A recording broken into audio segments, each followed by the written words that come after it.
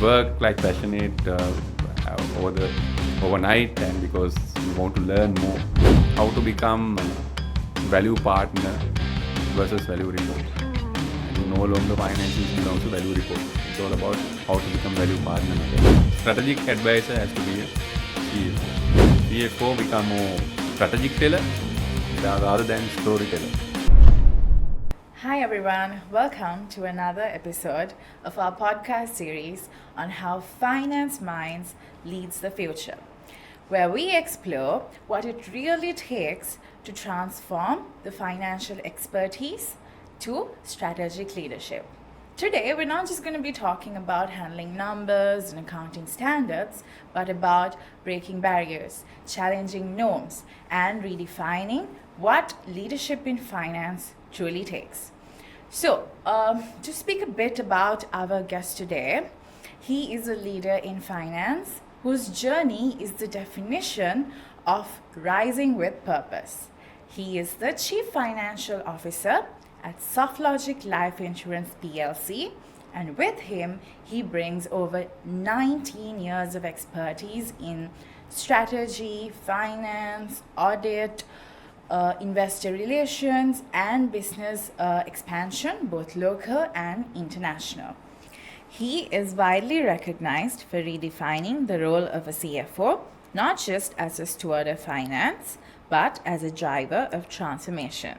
He made history as the youngest recipient of the CMA Sri Lanka CFO Excellence Award and has formerly served as a governing council member-elect of the Institute of Chartered Accountants of Sri Lanka and a council member of the Open University of Sri Lanka.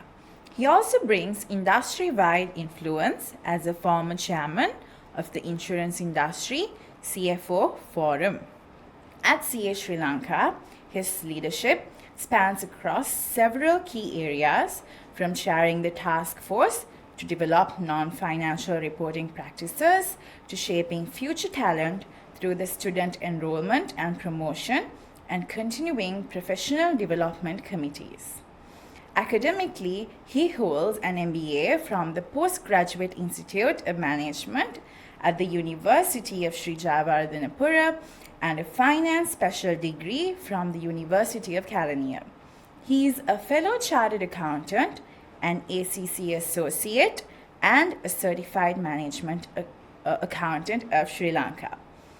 At Softlogic Life, he doesn't just lead finance, he leads strategic direction. He heads business strategy team, contributes to product development and ALCO committees, and actively participates in the board's audit, investment, risk, and related party committees. Under his leadership, the company has earned over 80 national and international accolades, including groundbreaking innovations like Asia's first externally assured integrated report and AI-powered financial storytelling. So, in brief, a leader in finance with a track record of turning expertise into impact and purpose into performance. So it's my great pleasure to welcome very warmly Mr. Nuwan Withanage to here with us at Think Tank. And we're really excited to unpack your journey, not just to be inspired, but also to share with our listeners on how to nurture those right skills and to convert them to create real impact and to harness their own leadership potential. Absolutely. Okay, so but before we go into the whole technicalities, the boardroom conversations, would like to rewind a bit and maybe if you can share with us your early journey, like through school to university to the corporate world and your preference in finance. Yeah. So thank you very much. I think thank you for inviting me, Infinity, on this one space. And I think journey, if I rewind back myself, and I born and brought up from Anuradhapura, and I schooled at Anuradhapura Central College and St. Joseph's College. And back then it was like finest time at the school, so I was more involved with the sports and It's athletic. So this is St. Joseph's College, Yeah. Maradana? No, it's Anuradhapura again. Ah, okay, Yeah, I'm from sorry. Anuradhapura, and that's I told you. And it's back my school time. I was involved in a lot of sports activities, so athletic, football, and cricket. It's more I was in the ground than the classroom. So then late I realized I want to focus on the educations as well. So then I focus on education latter part. I did A-level very well. So then I entered university, and thereafter university I joined to KPMG, and after completing my articles I had opportunity to join one of the listed entity at John Cale's. I was there for 4 years, and then I had the opportunity to join to Softlogic Life, and this is my 12th year at Softlogic Life where I am here. Yeah. So currently. Okay. So, I mean, if you could, this was not just a walk in the park, I guess. I mean, even though it was like a very short summary, if you can share like a bit of challenges that you had to go through or face, and, you know, some of the failures that you learned from throughout this journey with our listeners, so that, you know, sometimes they can also relate to and see how someone like you bounce back and integrate that learning to their life. Yeah. Anything specific? Or? Absolutely, and I think one of the key challenge I had was like finding myself. So, and earlier I mentioned that I'm born and brought up from Anuradhapura, and very limited access we had, and very limited world we saw, and so then after joining to KPMG, so I saw different world. So once we go to the client places, I saw certain people, different professional, and but until such time I saw career as a banking only. So Okay. banking was the dream career I had it. Okay.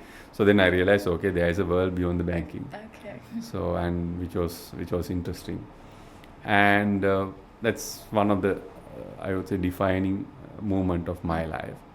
So once I realized that, so I felt okay, I need to find my version of professional. So something I felt that okay, I need to find myself in this world of mercantile. Yeah. So then I realized okay, how to find myself is the biggest challenge I face, and I always say I want to be an extraordinary person. I want to be different. So in that space, how to become my version of professional. So because there is no textbooks available to find myself, and how to define my professional approach. Yeah. So that was the biggest challenge I had, and that is the biggest challenge I have now, and it will be the biggest challenge I will be having. Yeah. So apart from that, in my career, I had a lot of setbacks. So I take those as a business as usual. So a lot of setbacks mean a lot of opportunities, a lot of things that we can learn. So those are the, I think, I would say that's a challenge I face in big picture perspective. And there are a lot of accelerating milestone I had. One of the thing is that KPMG, joined to KPMG, Sri Lanka is one of the defining movement and accelerator as well. So second thing is that joining to Softlogic Life Okay. is one thing I really I feel that changed myself. And I start my mercantile career from another listed entity where I learn ABC of mercantile. That's and 4 years. That's a platform I got it after KPMG, but acceleration came after the join to Softlogic Life. So way in which I look at the business, way in which I challenge myself, way in which I think about the things and look at the things substantially change, because I had a lot of challenges as well. I had a lot of opportunities, and my leadership given me all the freedom in the world, to exploit the things. Yeah. And I personally feel that freedom, that opportunity, and that belief really accelerated my journey of professional um, in big way. Okay. I mean, wanting a career, aspiring in banking and then shifting to finance, and then especially like focusing on that era where you joined Softlogic, and then your path to the CFO, and then winning one of the Excellence Awards. Like like especially to focus on this, what were like some of the key milestones that set you in this path and to this achievement? Like, what were some of the key differentials that helped you win this? Yeah, I think few things like after entering the university, I think one thing is entering the university is one of the key milestones. So that's a first break. So until such time, I was fortunate that I had a privilege to enter the state university, University of California. So back then, and that's defined my one of the key opening milestone. And once I entered the university, I realized that okay, so having degree is not enough, and then I realized okay, I need to do the professional education. Yeah. So key point is that defining key point, I felt that chartered accountancy is the one that defined myself. And it for me, it's having degree is very important, but chartered accountancy qualification gave me scientific approach in which I look at the business. And with the academic qualification, with the professional education, so then I learned a lot of things that I can go and practice in the business world. But when I learned those things, I realized that I need to learn some way to practice this. So then I realized I need to move out and practice this. So then joining to KPMG helped me to learn a lot of things in practical sense. And we had opportunities to do the audits in different sectors, hotels, banks, insurance, and manufacturing companies. And things we learn at Chartered, we saw practically that is happening. Obviously, there is a difference between the theory and practice. That's the experience we get from the audit sector. And it's a biggest opportunity I had was like we can learn a lot of different industries within short period of time. And the audit, one of the fortunate situation is that we have the unlimited access. So from PN to board of directors, from board documents to management documents, everything we have the access. So more the access is more the learning we can get, more the exposure we can get.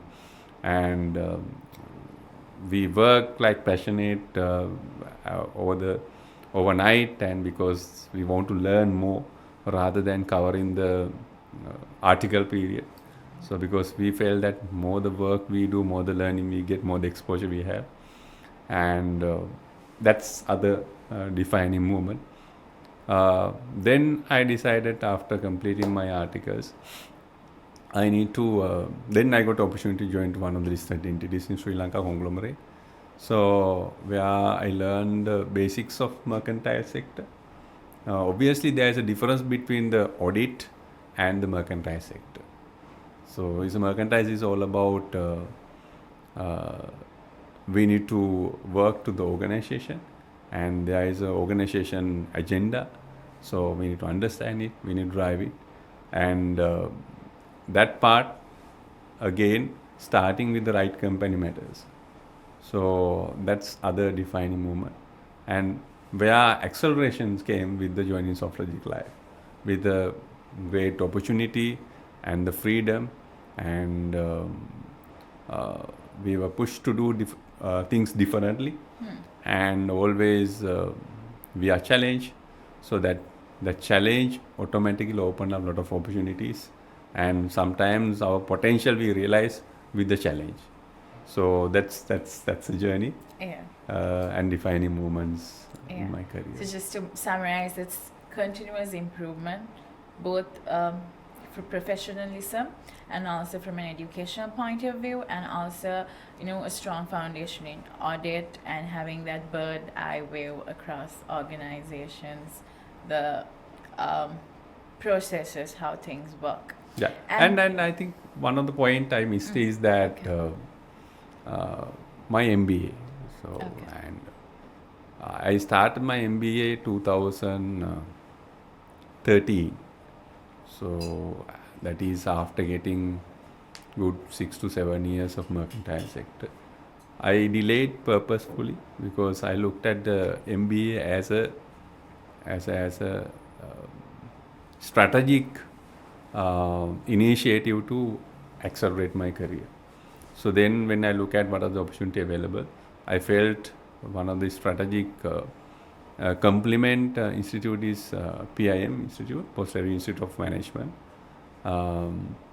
where that again changed my way in which I look at the things strategically. So, and a lot of things I learned from my MBA helped me to implement at my mercantile career. So that's also really, I think I would say, defining moment in my career. So Yeah. that's I think. Yeah. Just one thing, Nuwan, you mentioned that at Softlogic there was a lot of freedom to try new things and challenges that you all had to come across. Under your leadership, innovation took a different avenue in Softlogic, and just want to know, how did you drive this mindset? What created or motivated you to pursue this innovation and bring these changes with AI and all of this? I mean, in finance, this is something that you don't always look at, but this is like a key differentiator that was seen under your leadership. So yeah. So I think at Softlogic Life when I joined 2014, and I had a very small team, Okay. and where finance was identified as a processing unit, and we had all the operational issues we had, and I would say full of challenges. It's all about turning organizations into different level is matters. Obviously, ordinary strategy I felt is not matching, and won't take out from the problem. Okay. So then slowly start, okay, what needs to be done differently to sort out the things first, establish ourselves, and accelerate from thereafter. So, and I strongly believe if you want to become extraordinary, you need to do extraordinary things. Yeah. Otherwise, Out if of box you thinking. out of box thinking has to be happen. If you keep on doing ordinary things, you become ordinary person, Yeah. ordinary organization. So with that mindset, I felt, okay, what needs to be done to make it different? What needs to be done to be extraordinary? So, and accelerate growth. And that's a mindset I had. And yes, to do the extraordinary things, size doesn't matter. And when we were small, we started small, but we had the mindset of doing the things differently, and we accepted that. So, and that mindset I slowly transformed and translated to our team. So then everybody slowly believe that, and they start thinking differently, and they feel, okay, by doing the things differently, they can accelerate the growth, accelerate the identity, and they felt, okay, they are different and they are part of the extraordinary journey. And when somebody feel, okay, I'm part of the extraordinary journey, obviously that person wants to do things differently, because they want to create something exciting, because they see the dividends of doing something extraordinary. And with that thought, I think team also understood the chemistry behind my thinking. And team has given, normally I am given freedom to my team. And with that, it's journey we started 2014 and 2000 back to 2024. Back then nobody took serious Softlogic Life when it's come to financial reporting, so on and so forth. And today I think everybody take it seriously. Yeah. And from banks to large conglomerates, its team has done the change, and I'm proud to lead that team. And it's all about having right culture, and clearly explaining the purpose, and showing, okay, how to become part of the extraordinary journey. So I think that's Yeah. So starting from that change in mindset Yeah. to thinking out of the box, and Yeah. it's not like definitely an isolated journey. It's a journey that a team needs to go. Okay, I understand. Thanks, Mr. Nuwan. Moving on to the technical aspects, you're a leading part at CS Sri Lanka in the IFRS 17, sustainability, and other technical standards. What do you see? What are the changes that you see in the role of an accountant or the accounting profession in the coming years with relation to like business transformation? What is the role that they have to play? Yeah, I think I was the governing council member 2 years ago, and currently involved with the IFRS 17 implementation committee and the sustainability committee as well. And I feel the finance will significantly change, and it is changing, and it will be changing. And it's all about how to become value partner versus value reporter. I think no longer finance belongs to value reporter. It's all about how to become value partner matters. And things has changed from there onwards. So value partner also not enough now. It's all about value predictor and how to become value strategic partner. So, and it's from finance perspective, how I see is that, so every day now we need to see how we can create the value. So we have the systems to report the financial reporting. Yeah. So, and now is all about 24 hours we need to think, Adding that value. adding that value, and how to create the value. And I think transformation of finance is significantly there, and it will be, and that's the opportunity I see. And because nobody can replace you with the thinking ability, nobody can replace you with the combination ability, nobody can replace you with the innovation ability. That's the human touch. That's that the human cannot touch. Be replaced. That's the opportunity we are sitting in the finance, because finance is the one center of the business. Nobody else says they don't see the center of the business. Heart only see what is happening in the body. So if you know what is happening in your body, so that's where the opportunity lies. So that's where the finance can rise and transform the business, and how to become a strategic partner, how to become a strategic predictor of the business in current world. Okay, thanks, Mr. Nuwan. Okay, could be an interesting question to our listeners. Forget about the textbook advice now. If today a 23-year-old would walk up to you and ask, I want to be a CFO when I'm 35, what's like your brutally honest advice? Like, okay, this is a very good question.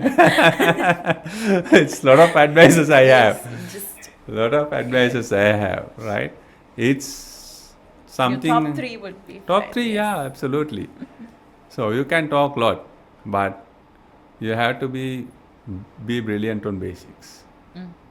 You might have the AI, you have the IT, you might know a lot of things, but basics is the critical. So you need to master your basics. So everything else is all about creating combinations, add-ons, and everything.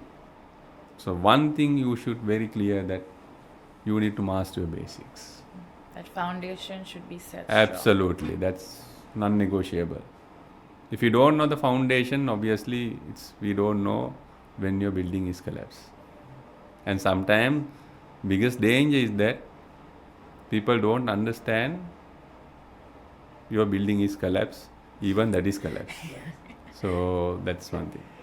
That's my first advice. You have to be brilliant on basics. Second advice is that you need to focus. So one of the critical thing I see is nowadays is that people change their focus here and there. And let me give the example, right? So if somebody analyze from last 16 years, I'm in the insurance sector. So, and I also got a lot of opportunities from outside the sector. It doesn't mean that I don't look at. And but when you have the purpose clear, doesn't matter what are the challenges you get. You need to have the patience. You need to focus. Third thing is that you need to be hunger for knowledge. So nowadays we have a lot of opportunities like this, right? Because of these podcasts are happening, because of the development of social media. A lot of free knowledgeable platforms are there. We need to select wisely, and we need to have the dedicated time to invest for knowledge, and everything start with how hunger for the knowledge. Your inner drive. Absolutely. Those are the three things. Be brilliant on basics. You need to be focused, and you need to hunger for knowledge. Okay, thanks a lot, Mr. Nuwan. Looking at the CFO's role, how do you see this evolving? Let's say by 2030, now we see a lot of global standards that are coming in, like with related to AI, to climate change, and now it's not just financial information, but as well as non-financial information that comes into play. How do you see the role of the CFO evolving in the future? I think it's every day CFO role is evolved, Okay. and it will be evolving, and that's the opportunity I see. And now over 30 years time, it's CFO has to be strategic advisor to CEO. So every successful CEO is having good CFO. Yeah. So I usually say if any company is loss making, there are two people has to be punished. First one is CFO, second one is CEO. So if company is not doing well, CFO needs to advise CEO. My dear CEO, okay, we are not doing well because of these reasons. We need to educate CEO. So after educating CEO, if CEO is not taking decisions, CEO needs to punish. So strategic advisor has to be a CFO.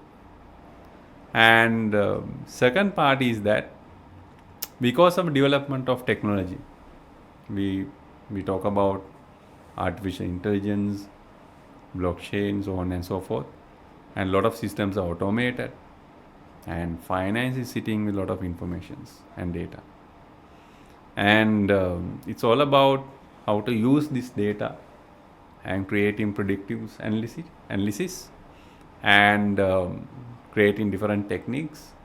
Is CFO become more strategic teller rather than the storyteller. So, and any decisions, CFO needs to come back with a data-driven approach, and it will be more in the future because of the data availability. Third thing will be happening is that CFO has to be ESG champion. So nowadays, you might do very well today, but because of the sustainability matters, your business model become obsolete next day. It's all about understanding what is happening ESG aspect and integrate that ESG aspects to the business is matters. That responsibility lies with the CFO. Not just the ESG team. Not at all. Not at all. So ESG is the matter that your business might become zero value tomorrow. Or competitive in the Yeah, market. absolutely. It's opportunity. It's all about understanding the threats and opportunity and integrate to the business to take to the business to next level. And finally, it's tomorrow is all about driving the strategic agenda by understanding all the aspects which I told. It's from AI to strategy to ESG to advising your CEO about the business status and both current and what will be happening in the future, what is happening with the peers locally, globally. That advice is the critical thing has to be done. Advice not mean that you are reporting quarterly or financial reporting. It's all about how to. Other critical thing is that CFO cannot be every time is a happy person. We cannot make everyone happy every time. Yeah. If any organization everybody happy about CFO, is something wrong with the CFO. So and you need to tell the truth, and you need to give the credit, and doesn't matter what you are telling is not the thing that people want to hear. So that's the defining line between the great leaders from famous leaders. Okay. So famous leaders always tells things want to hear and like to hear, and great leaders always tell the things that that will give more value, that needs to give more. It's also about showing the right picture and predicting the future, and predicting the future picture is matters. So it's all about advising your board of directors, advising your CEOs is the biggest job I feel in nowadays. Is a critical job needs to be played by CFO. Okay. Thanks, Mr. Nuwan. I think that was very insightful for our listeners. Okay, so one final section on our podcast, which is like we like to call it the rapid fire. That I would like you to answer, the questions, just on the top of your head. Okay, the first question is like, if you were to hire a member to your team, what is like the one skill or one personality trait that you cannot, is like non-negotiable? What's that one skill or personality trait? Honesty. Honesty. Okay, great. And okay, now there's this mindset kind of, in the corporate world where, jobs can be replaced with AI, with technology. But you have to share with our listeners, someone who is just starting their career in the finance field when it comes to this. So I think I earlier explained that. So finance role is ever changing, and more the change means more the opportunity. Okay, so it's not just replaceable. It's just Absolutely, that they have to. absolutely. I mentioned that finance is sitting in the center of the business, and that finance professionals can see the 360 of the business, and we can link key drivers of the revenue, key drivers of the cost, key drivers of the profitability, KPIs, and that KPIs also we can link to the value propositions. The 360 of value creation story, they can visualize, they can link, and it's all about understanding the business, understanding the business model, and creating the combination, I would say that part nobody can replace. So what is happening around us is that having good technology and having more data and help us to create and do this job more efficiently than earlier. So I would say technology, AI, and everything is an enabler for a job, and nobody is nowadays busier with the month end. If someone, I think, I usually tell my team is that okay, or my friends, I would say, not team. Any CFO tells, okay, I'm busy with the month end. Okay, something's wrong with the CFO. So CFO should not be busy for the month end. And that's mean CFO didn't build the team properly. So you need to build the right team. And you need to have the right technology. And CFO is all about strategic person. You need to give strategic input every day. And CFO is not the person you should be really busy every day. And CFO is not the person who needs to give all the approvals. And so CFO needs to give the freedom to the team, and he should be free of the day-to-day activities, and always needs to have the time to think, because that's where the combinations and value creations can be done, and that's how we can drive the organization to the extraordinary level from ordinary level. Okay. Thanks a lot, Mr. Nuwan. Thanks a lot for joining with us today as well.